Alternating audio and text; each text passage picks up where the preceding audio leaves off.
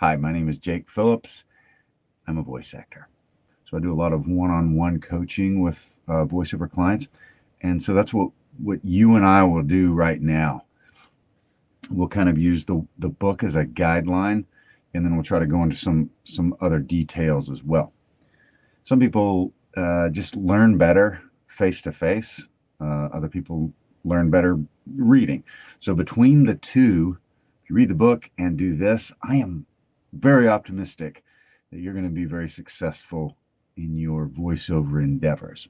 So depending on whether you're a complete beginner, you've never done any kind of acting, you've never done a voiceover, you have zero equipment, and you're just interested, you're interested enough to have put your money where your mouth is, kind of a thing, all the way up to maybe you have a studio, maybe you've done some projects, and you just want to do more. Maybe you want to be a full-time voice actor. That's what you do for a living. You quit your job and that kind of thing and just work from home. I want to help you meet those things, right? I want to meet those goals that you have. So to jump right into it, the first thing you need to have is a willingness to do voiceover, but also don't quit. There's so much that can discourage you. You know, you maybe find an audition and you never hear back. You turn it in, never hear back. Maybe you do send in an audition. Maybe you get an email saying, "Hey, you did great. It's down to you and one other gal. This other guy and you are the last ones," and then you don't get it. The other guy gets it. She gets it. It's frustrating. That's show business, baby. You know what I mean? That's part of it. So get used to failure, if you will. In baseball, right? If you get a hit 30% of the time, you're going to be one of the best players in the league. You might even go to the Hall of Fame, right? So if you, in voiceover, it's very much the same. You're going to do a lot of auditions, and you'll book, probably a small percentage. Don't let the failures stop you. Don't dwell on them. I would do an audition, forget about it. You know what I mean? Keep going, go on to the next thing. So you need a good attitude. If you don't quit, you'll never fail. Right. So maybe you're at the point where I'm not making any money. I don't, I can't make a living at this with what I'm bringing in. I've only, booked 0 jobs, or maybe I book 1 or 2 a month, that kind of thing. That's okay. Keep going. It'll be all right. If you keep developing your skills, developing your business, developing your marketing, that kind of thing, you can't help but be successful. So a question that I get a lot is, do I have the right voice? Can you hear my voice and see if I have the right voice? One, that's not for me to say because I'm not the casting director of whatever project that you're auditioning for. But I will say, if you have a healthy voice, you can be a voice actor. There's a project somewhere that your voice would be perfect for, believe me. So even without having heard you, perhaps, yes, you have the voice for it. So go for it. Don't ever, kind of worry about that kind of thing. Be you, be authentic, and then that'll show up in your auditions. It'll show up in your demo. It'll show up in the voiceovers you do, and people will keep booking you. Man, I like her. She's got that voice that just, man, it reminds me of home, or she sounds powerful. He sounds like he cares so much, that kind of thing. So get it in your mind that you will be successful, and you're going to keep putting forth effort no matter what, and then just go. And if you have that attitude and you don't quit, you're not going to fail. We'll all meet varying levels of success, perhaps, but if you're going to do that, you can't fail. So Make sure you got the right mindset. You're not going to quit. You're going to keep going even when you maybe you're a little discouraged. Maybe you didn't get that job. Maybe whatever. Just keep going. You're going to be okay. All right. So we got your attitude adjusted to where it needs to be. Good. Now what do you need? Well, you need 4 things. You need 4 things to get started. Now, the first one is a computer, a tablet, a laptop, what have you. You might could even do it off your phone, depending on what kind of microphone you have, if it can go right into your phone. All you need is a electronic device, basically. Okay, so that's one. You also need a software. There's lots of software out there. There's some great free options. Audacity is fantastic. GarageBand, if you have an Apple application, nothing wrong with using GarageBand. Just because some people think, well, if it's free, it must not be that good. Nobody is gonna know where it came off of. When you export as an MP3 or a WAV file and you send it to the client, they're not going to know or care where it came from, as long as it sounds good. And we'll get into how to make it sound good. Nobody cares what program you used. There is Twisted Wave, there's Reaper, of course, there's Adobe Audition. That's one a lot of people like. There's a lot of great options. The best option, want to hear the best option? It's the one that you will use, you feel comfortable with, and that makes you have a good workflow and that kind of thing. I started using Audacity at the beginning, and I said, when I make my first, I named an amount of money. When I get to this point, I'm going to buy a program. Pro Tools is another one, by the way. I got to that point, and I was so used to it that I just kept it. So I still use Audacity most of the time. I love Audacity, and it's free. You can go, Google it, and you can do a download for PC, Apple or Linux even. There are programs for you to download, so you can do that one on your own. All right, the next thing you need is a microphone. There's tons of them out there. There's tons of really good ones out there. So how do you narrow it down? Well, one, you need a microphone with what's called an XLR cord and an interface. Okay, what are those things? Well, an XLR cord is just a bigger cord. This one right here, it's a thick cord. It plugs in to the microphone. It goes to the interface. The interface goes to the computer, desktop, laptop, or tablet. They sound better than a USB. So, there are some microphones that you would, I don't know if you can see this. They just put USB, like a Blue Yeti perhaps. It goes from the mic straight into the computer. Is that good enough? Well, depending on what your budget is, if that's all you can afford, then yeah, go ahead. Start. You got to start somewhere. I would recommend not starting with a USB, just because you want to be competitive. You want to start at a better kind of level. You want to start at a little higher level. So go ahead and get one with Blue Yeti, the USB mic. Those are good for podcasting, for streaming. If you do video games on YouTube and Twitch and stuff like that, that's totally fine for that. If you're going to do voiceover, I would say let's upgrade just a little bit to where you have an XLR cord, an interface, and then you have a mic like a Rode NT1 series, or I think it's Audio Technica 2020 that might be the USB, actually. But Audio Technica is a great brand. Get one with an XLR cord. The Sennheiser great. Neumann, great. You're not going to go wrong with that. There's a lot of great ones out there, but you have shotgun mics, you have condenser mics.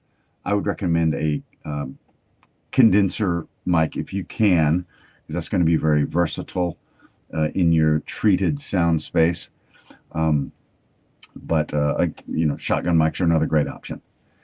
But I would stay away from the podcast mics, which are going to be good for certain applications, but with for a voiceover, you really want a little bit better sound quality. What I have is a list that you can sort of look at and sort of my recommendations, and you could go with that if you like. But the main thing is one that has good quality and one that fits your voice well. So if you do that, you're going to be good. I've personally, what have I personally used? I started with a Blue Yeti. That's a USB, and I made a good amount of money off of it. I would not recommend that unless you're just broke as a church mouse, which we've all been at some point in our life. There's no shame in that. You got to start somewhere. If that's you, get you a Blue Yeti. They're about $100 to $125 generally, and use it, and then save your money and get something better. But if you do that, that shouldn't be your like, well, I've got my mic now, and this is where I'm going to be.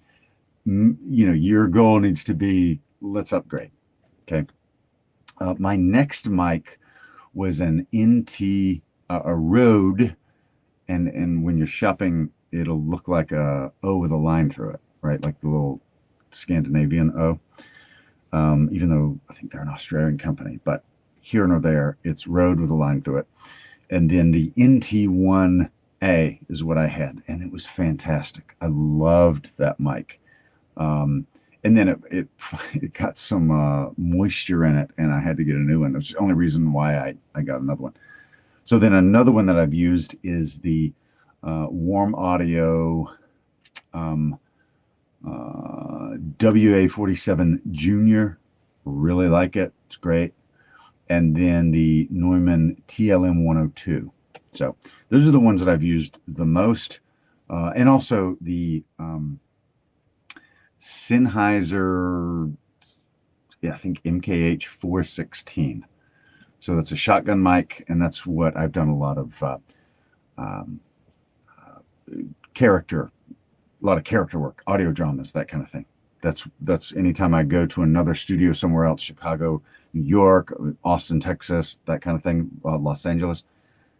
Those are going to have a lot of the time the Sennheiser MKH 416. So, got your mic. Finally, you need a sound-treated space. Why do you need a sound-treated space? Why don't you just have a good mic?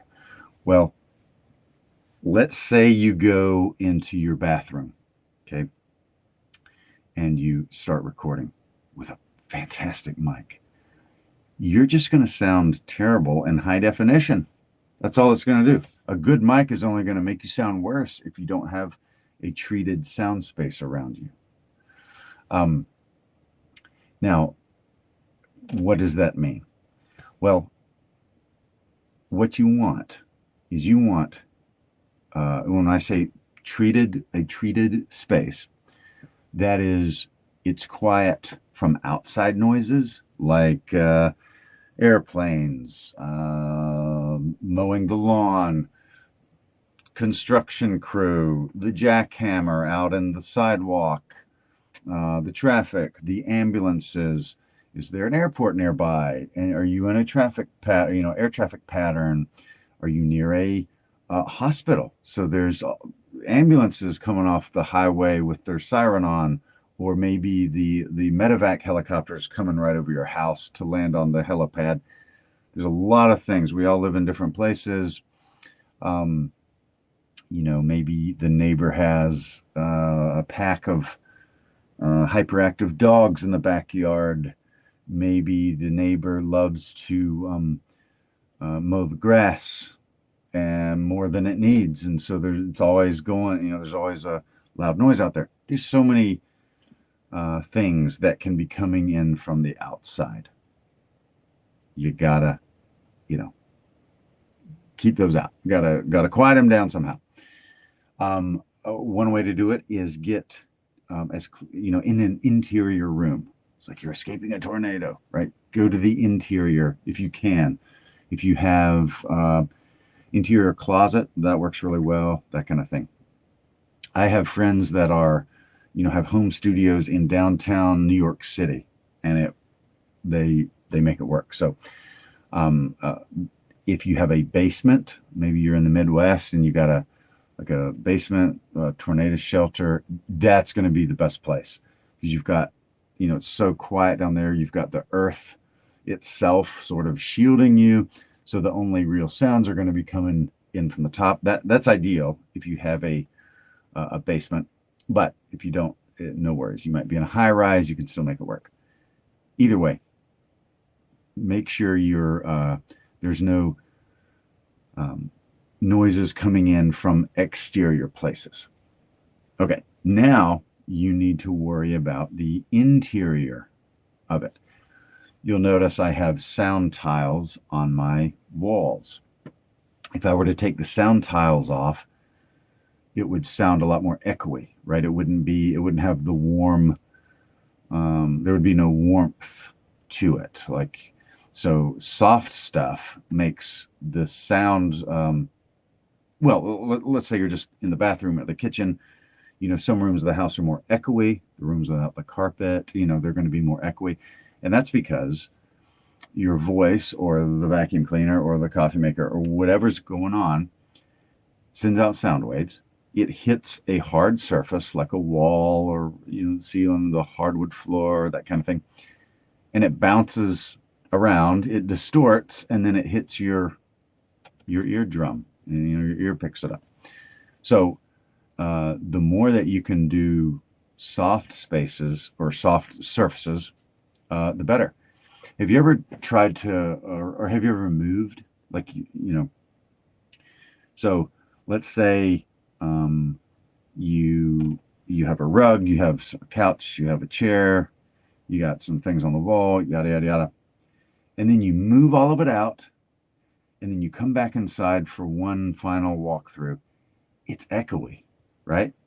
Why is it echoey?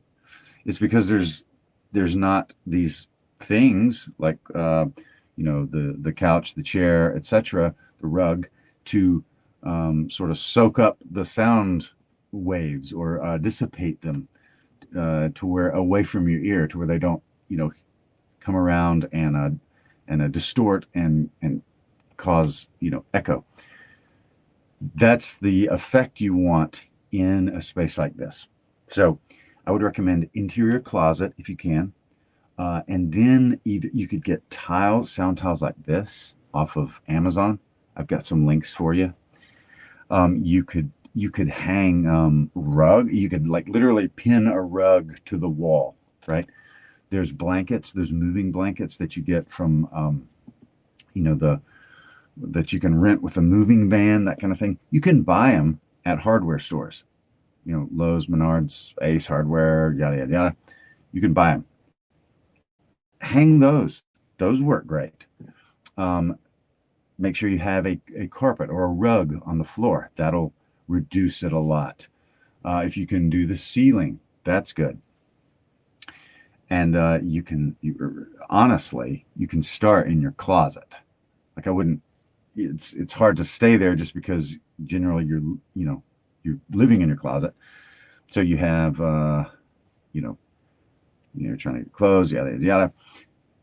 You don't want to live there. You don't want to set up there permanently just because you'll be taking it down constantly, and that'll change the proximity of the mouth to the mic and all that kind of stuff. But you can start in your closet, like your clothes closet that you use. That's fine to start there. But I would say don't stay there. Be planning a way to, ask your spouse, let's say, hey, what would you think about making that, the guest room closet into a studio? So start working on something like that if you can. One way, like I said, if you're in a closet, is to, sound tile it. Another way that I'll see, and this works in large rooms, like let's say you live in you have a big bedroom, and the closet isn't very big. It's just sort of, open the door and there's hanging clothes and you can't really use it. That's fine. You can actually use like PVC. You can make a frame and then hang those moving blankets. I know so many great voice actors that have a PVC or some kind of frame,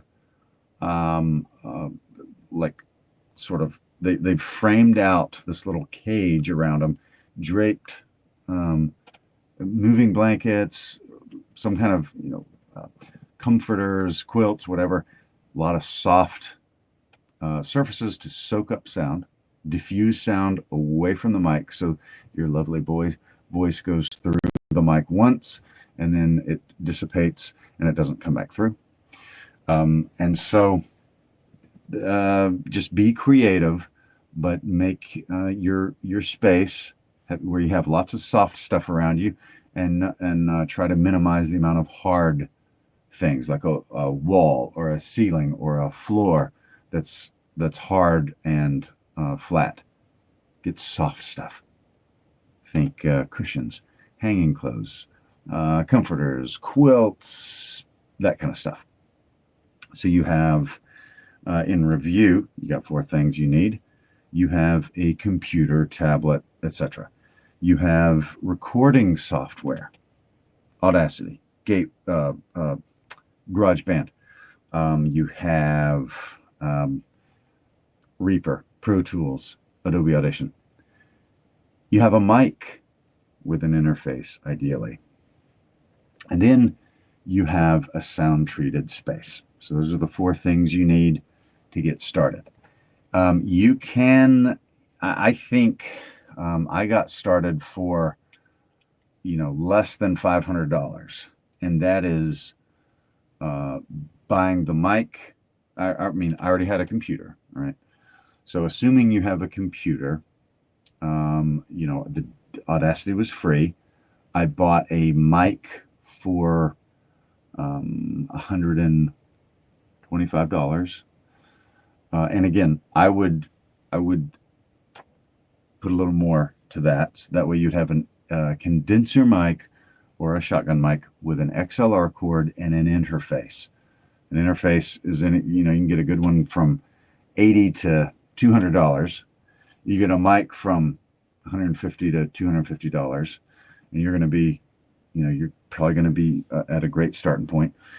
And then you could buy some sound treatment, or just, use blankets and stuff that you have in your house, hanging clothes, to make the space around you introduce soft surfaces so that your lovely voice will go through the mic, dissipate away, never to be heard again, and there's no distortion. So while you're thinking about how you can apply that to you, those 4 things that you need, let me tell you just a little bit about my journey, and more importantly, how that applies to you. So I was in the Army. I, at one point, a sergeant, I had a thick Southern accent because I grew up in Mississippi. And at one point, a sergeant who was from Montana said, we can't understand you. You need to enunciate better.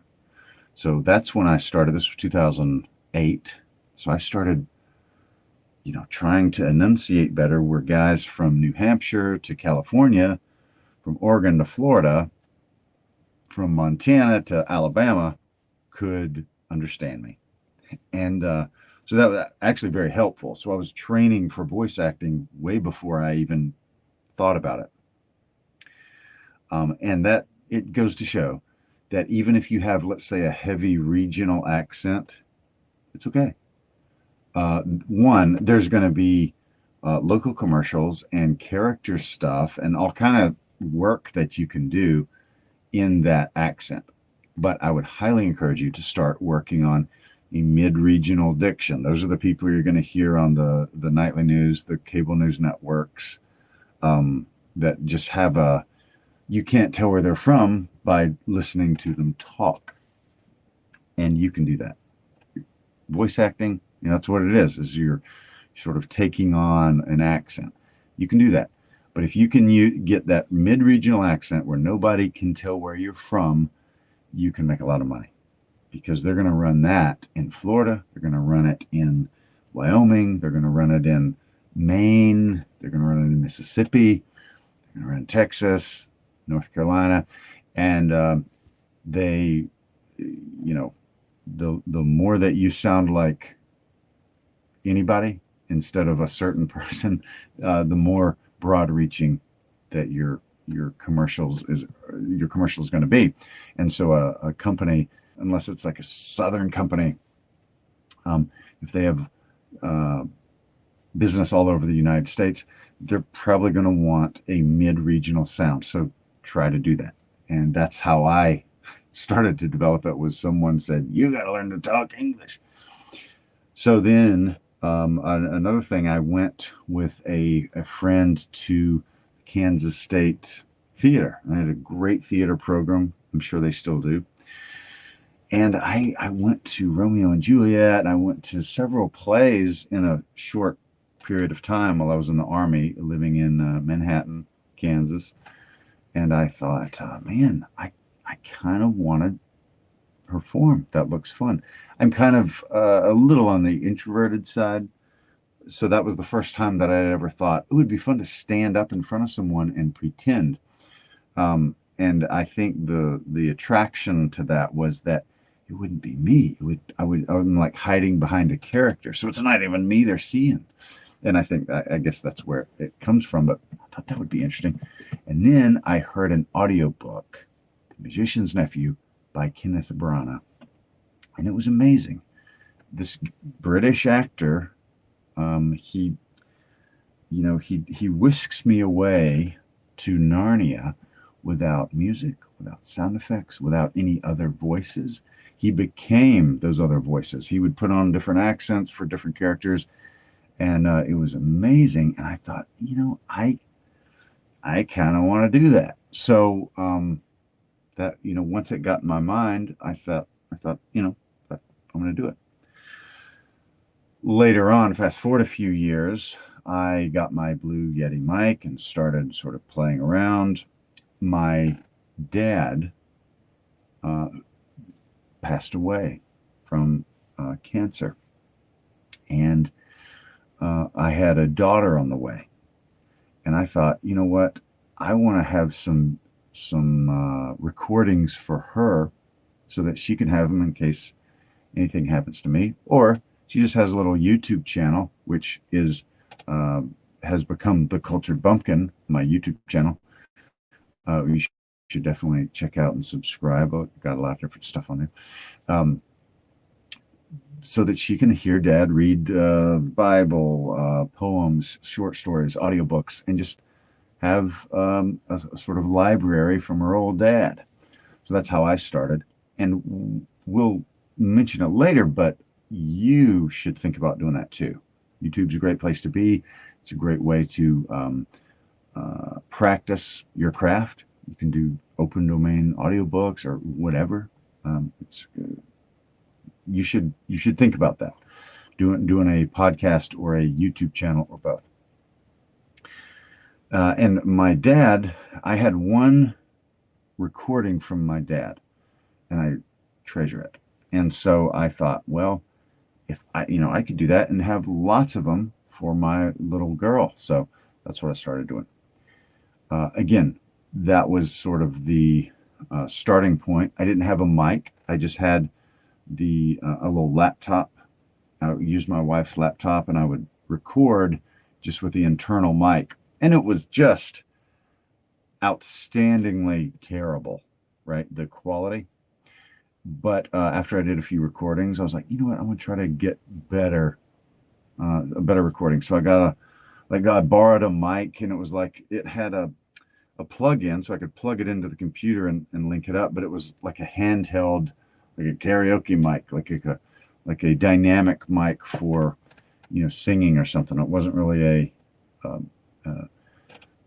voiceover mic, but it sounded way better than the internal mic. So I used that a little bit, and then I thought, well, if I put pillows around me and things, that would that would help.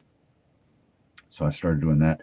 And eventually I watched enough YouTube videos and asked enough people that I kind of came to the conclusion of some of the things I've covered thus far. I tell you that to say that, my journey wasn't fancy. It wasn't impressive. It was trial and error in a lot of places.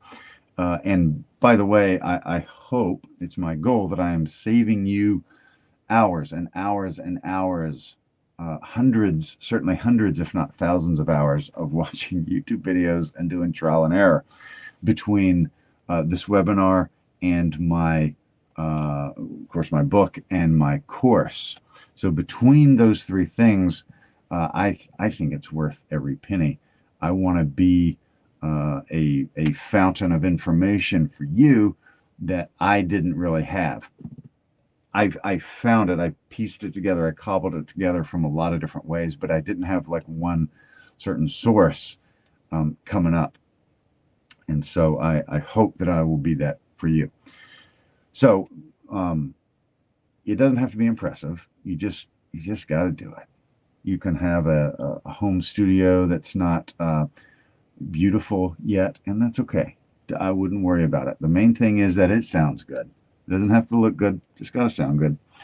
And so once you get your studio set up with the four things, the computer, the mic, the software, and the space, you're ready to go, right? You're ready to start practicing for one, and you're ready to do your demo, and then you're ready to start marketing.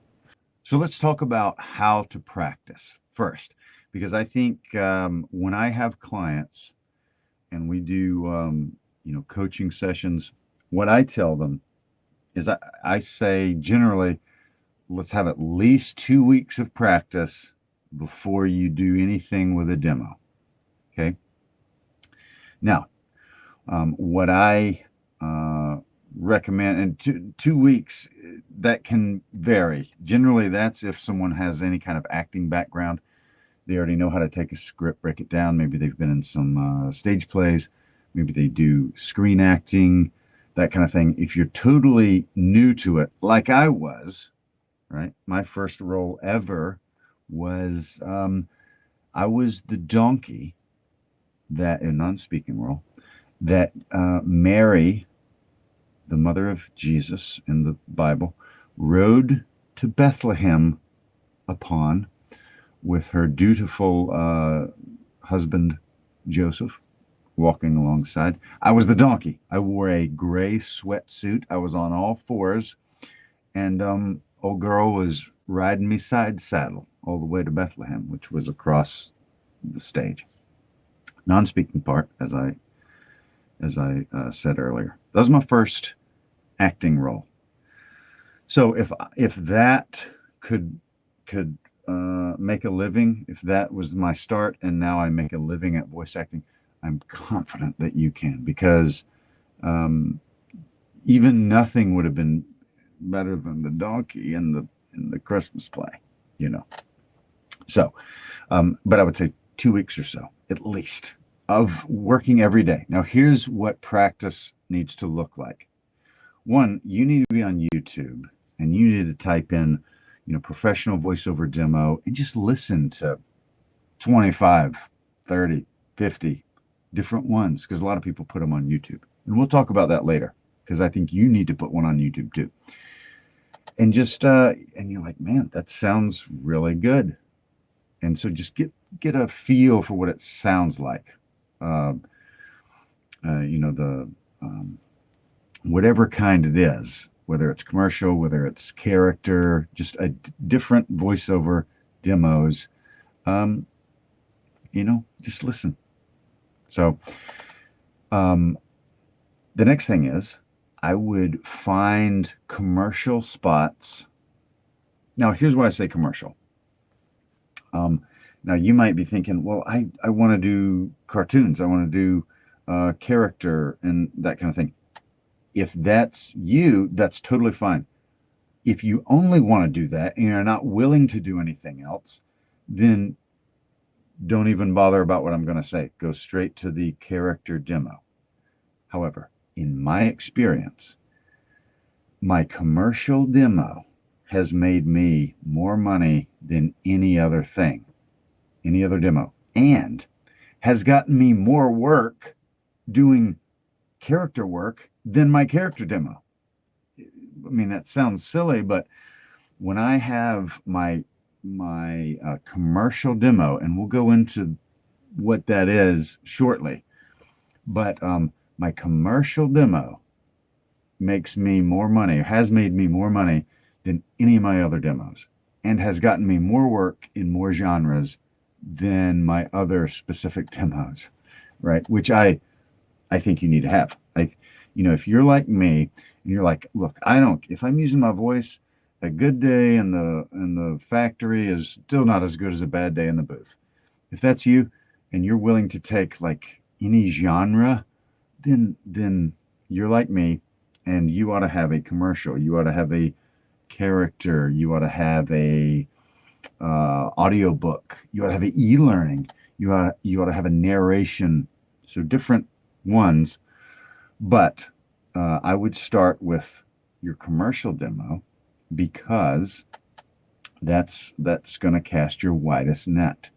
I've gotten more character work off of my like for example, I have gotten lots of character work for video games and things like that off of my commercial demo, even if it was an invitation invite, or like an audition invite, I should say. Like, hey, we heard your commercial demo. Could you audition for this video game?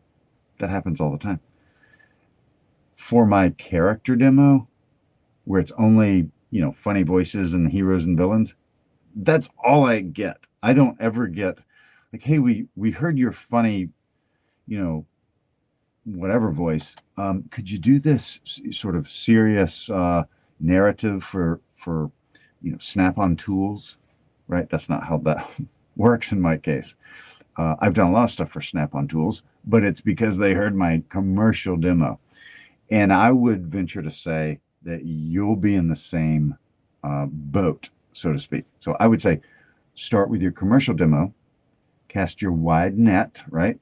Show off your voice, and then you can move on to the commercial. You can move on to the e-learning, the audiobook, the narration demos. So what I would do, listen to lots and lots of professional commercial voiceovers on YouTube and any other place you can get them.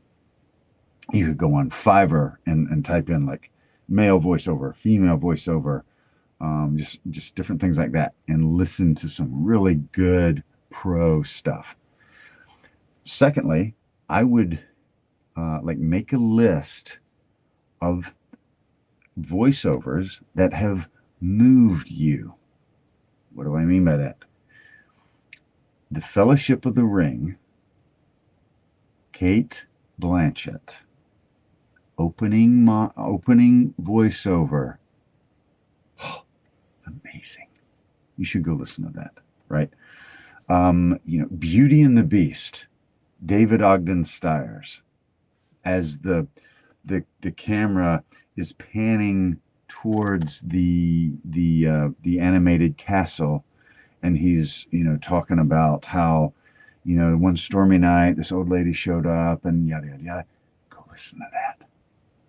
Go listen to Charlotte's Web as it's panning across. I forget the narrator for that one. Rex Allen, maybe? I'm not sure. But Charlotte's Web, the animated movie about the pig, and it's panning across the farm, and you see all this kind of stuff. Those are amazing, right? You should find them, watch them, be inspired by them, and then, and here's the thing that'll really take you into the next level.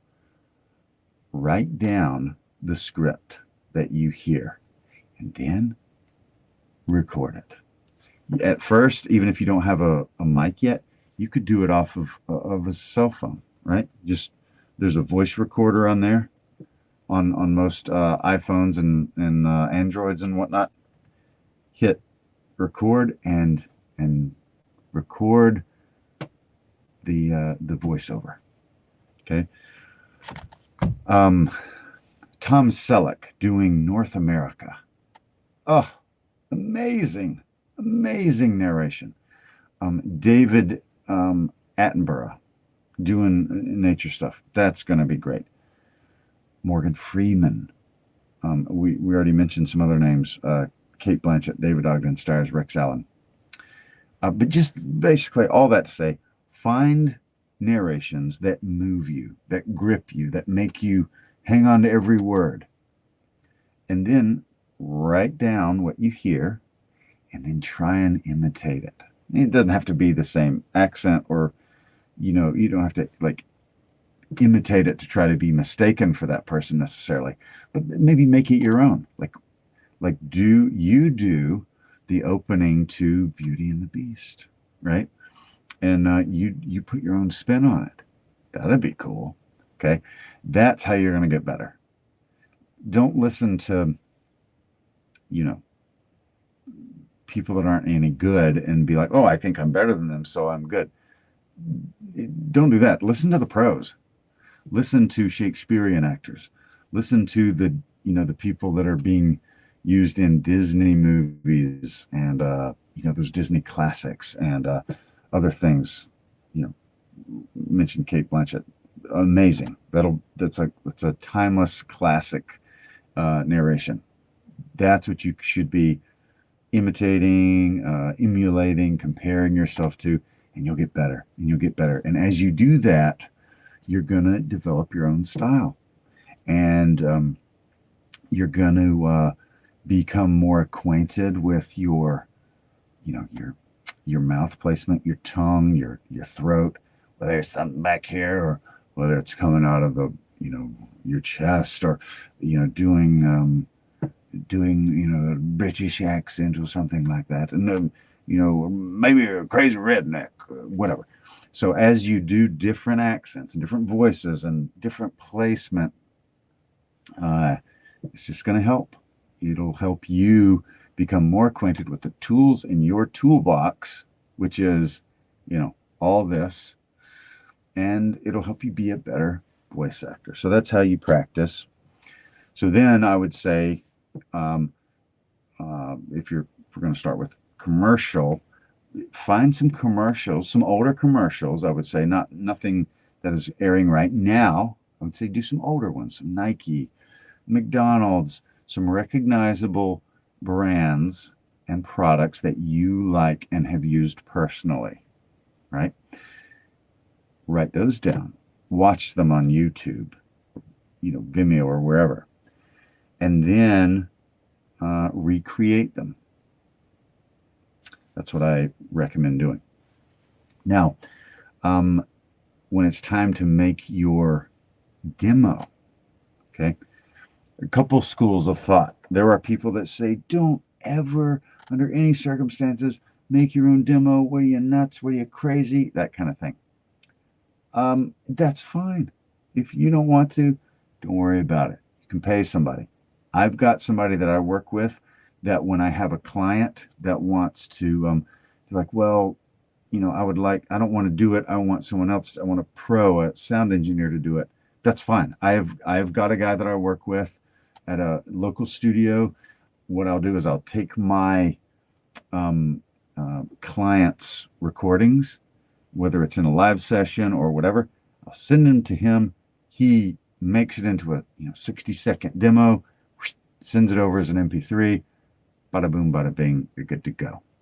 That will be, you pay for that. It's a few $100, let's say, well worth it. But the other option is do it yourself. Now, does that just mean slap some stuff together? Absolutely not. That means watch some stuff, find some really good industry standard techniques, and make your demo according to industry standards.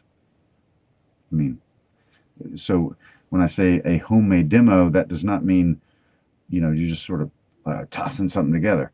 You took some time and you did some certain things. Now, if you email me and say, hey, I would like to record it, and then I want someone else, I'm willing to pay a few $100 or whatever to have a sound engineer professionally make it. Fine. You can email me. I'll hook you up. Second, if you say, you know what, I want to make it myself, save a little money, it would be good for me to sort of learn that kind of thing, that's also fine. I'll send you a link that you can put that'll help you with that. It's on YouTube. It's a free video. If you want to do that, I will send you that link. And then, okay, so once you're practiced up, now you're ready to make your demo. So whoever makes it, whether it's a professional or whether you make a professional demo, either one, I would say you need to do a few things. One is get some good copy. That's the script. Have it be brands that are recognizable. You need it to be 60 seconds long, give or take, 6 to 8 pieces. This is a showcase for your voice, right?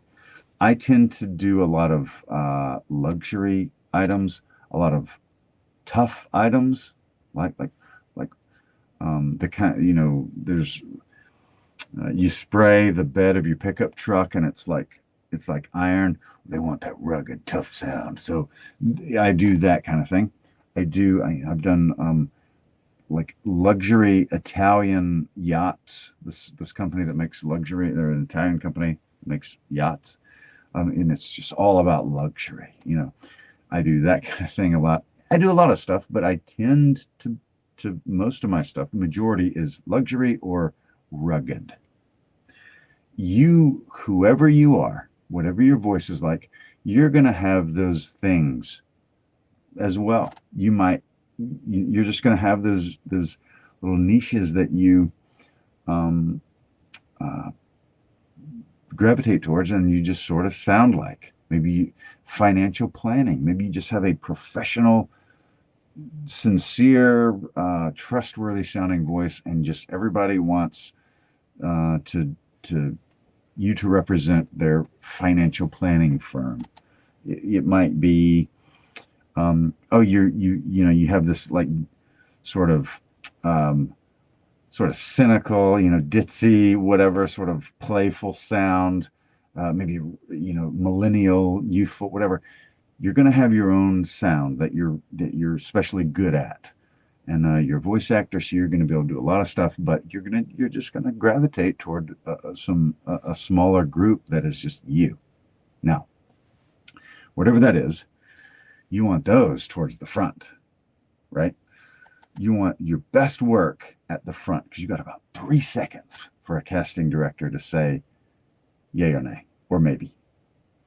So you want to impress them, and you want to get them to the next one. Well, let's say you just got this luxury voice that just people hear. I want this voice to represent, this is the cologne, this is the sports car or the luxury car, the whatever. All right, that needs to be first. But the second one doesn't need to be that. The second one needs to be Squirt Gun that airs on Nickelodeon, right? Something totally different where immediately they're like, is that the same person? I can't believe it. They're amazing. If you see bugs flying around, don't even worry about it. I got a moth in here and he's tearing the place up. Anyway, then go into St. Jude Hospital. Let them hear that empathy in your voice, or some kind of, hospice, something like that. And then maybe something powerful, right? It could be the Marines, whether you're male, female, that could be a good one where it's like, I want to sound powerful and assertive because I've just showed them sort of luxury, sort of, the sensual femme fatale sound. And then like, hey, whatever, squirt gun, Nickelodeon, woohoo, the juice. Remember those juice bottles that you twisted the top off and you go into your mouth? That kind of thing. Remember those high energy commercials after school when you were a kid? That kind of energy. And then maybe sort of like a toothpaste or Allegra, um, or some kind of allergy medicine, right? Where it's, real kind of like playful. Oh, I'm so happy to be outside, yada, yada, yada. And there's the dog and there's the lady and her husband walking and they're smiling, and then there's this other couple, and then there's this and there's that, and then there's like may cause explosive diarrhea. That one. So you're not doing the aside, you're doing the main one, like allergy medicine makes you feel better, or whatever. And then excuse me. Point being, you want 6 to 8 different sounds, different genres, different attitudes. You've got different things. Let them be for products you like and use already. That'll help you sound even more sincere. And then I would, use old copy. That's fine. It's under fair use and you're not selling it. So why not? Now, if you're like, oh, I'm just not comfortable with that, that's fine. You can look on, look up practice scripts, and, there's plenty of ways to do it. But the main thing is make sure that you have different sounds. Make sure you're not, it's just not the same thing over and over. All right. So you've done that. You've got your demo. And 6 to 8 spots, 60 seconds. You want music behind each and every one of them, if it's a commercial demo. And then you want sound effects, I would say on 2 or 3. You don't want it to sound like a soundscaped, audio drama. But if you have a car revving up or you got a dog barking for the pet store commercial, that kind of thing, that's going to, give you that little detail to make you stand out. Now, once you get your demo, export it as an MP3. Now you got a tool that you can post and you can send out. So here's what I would do with that, with your MP3. One, I would, let's say you're in Audacity. I would take that Audacity and save the project in the Audacity project. Reason being, in a month or 3 months or 6 months, you might say, you know what, I can do better on that second one. I can do better. Great. Open it up, pull out the second one, re-record it, and then export it again, and you're good. That way you don't have to like redo the whole thing, right? So save the project, the Audacity or whatever, as a project, which is different than exporting it as an MP3. We'll go into that more in the course, but I mean that ought to be enough as far as you got your program project. You can edit the actual, put different music, put different sound effects, whatever, and then it's export as a MP3 or a wave, and then you can put it on a podcast, or you can send it to a friend or whatever. Okay, so once you've exported that MP3, that wave file, here's what you need to do. One, it should be MP3. It's smaller. Most people are going to be listening on a phone, which the speakers aren't awesome on a phone. I mean, it's not Dolby 5.1 or whatever, Dolby sound in a theater that's all like super loud and you hear all the imperfections. It'll be off a phone or a computer, most likely, maybe even through earbuds. So I wouldn't sweat it too much. MP3 is fine. I would get on some sites like Fiverr, like Upwork, like Voice Bunny. That one has a very, I don't like the interface on that, but you might. So check them out, Voice Bunny. Voquent. There's just so many freelance sites out there, and you ought to pick a handful of them, make an account, and put that thing up. Now, I would say I would stay away from pay-for-play sites, at least at the beginning. Why do I say that? In my experience, when I was first starting out, this was 2000, probably 18, I joined, I think it was voices.com. I paid, hundreds of dollars to have access to the auditions.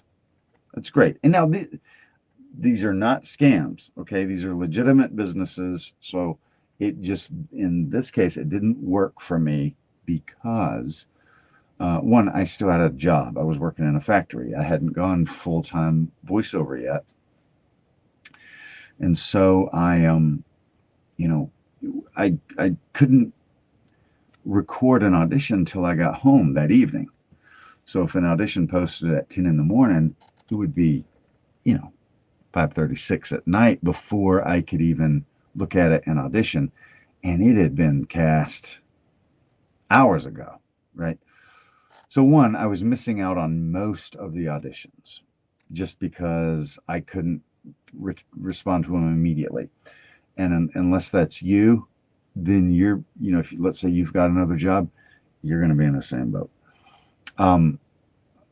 Now, if you've got a work from home job and, that may be different. So just, sort of weigh the pros and cons on your own. Another thing was when I would, because when you post an audition, it'll tell you whether it's been listened to. Most of mine didn't even get listened to, right? So that tells me Morgan Freeman could post an audition and not get the job because it didn't even get listened to. So, how am I going to get a job if it's not even getting listened to? If it's getting listened to and I'm not booking work, at least that's some data I can work with. Like, man, you got to get better. But if it's not even, not even being, the majority of them weren't even listened to, what can I do about that? So, of the few that I even got to do, most of them didn't even get listened to. So my point being, pay for play sites like voices.com, voices123, I would stay away from, certainly at the beginning. I would go towards freelance sites that only get paid if you get paid. Fiverr, for instance, which it's a misconception that everything's $5 on there. You can set, I think at the inception, that might have been the case, but you can set whatever price you want. I've had on Fiverr multiple like $2,000, $3,000 jobs. Excuse me. These were long, e-learning or audiobook things, but I've had a lot of work on there, made a lot of money. So I would start in places like that. It's like having an agent. You put your demo up there. You look at some of the other ones. What are other people doing? What are they saying? And sort of model it off of the pros that keep popping up on the main page. And then you can not worry about it. Set your description, your keywords, yada yada yada.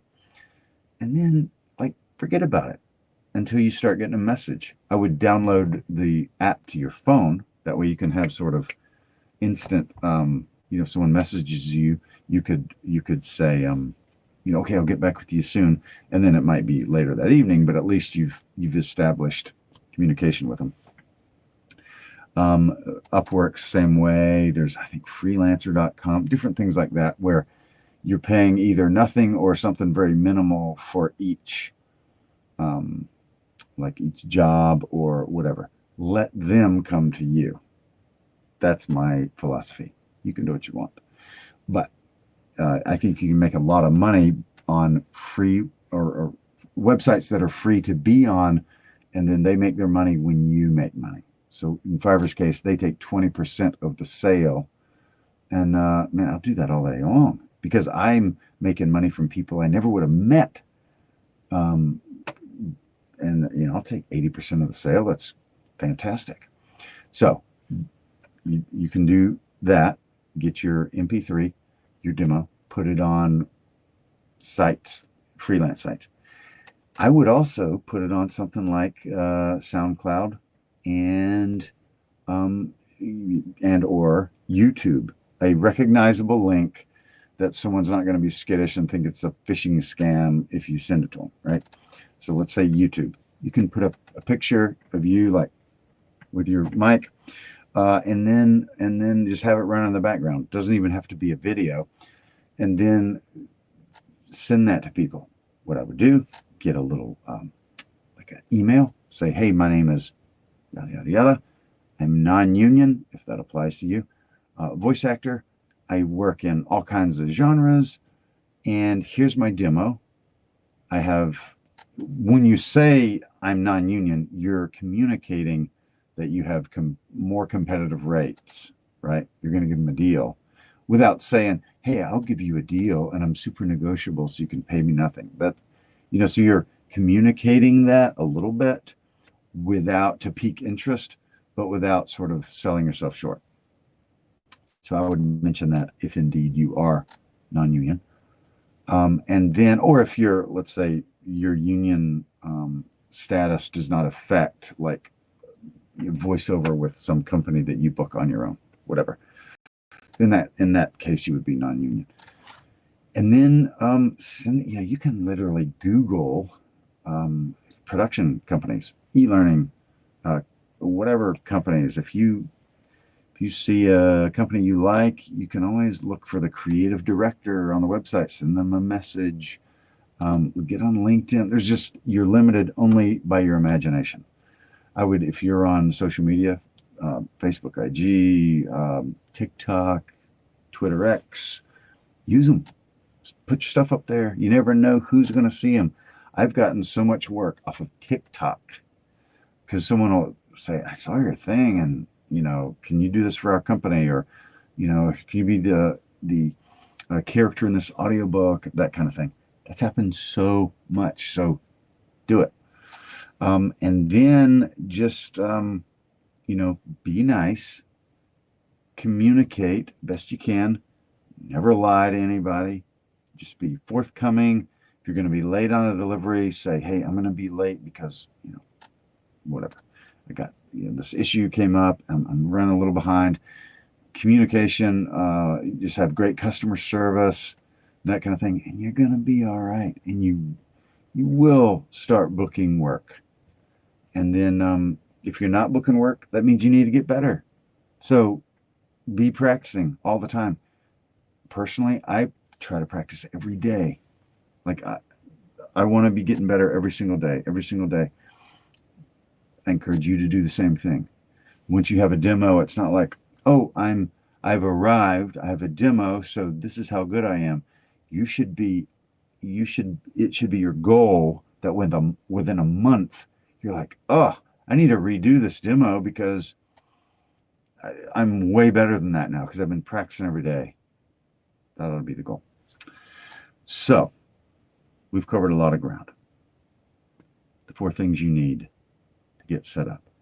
We've covered making demos. We've covered marketing.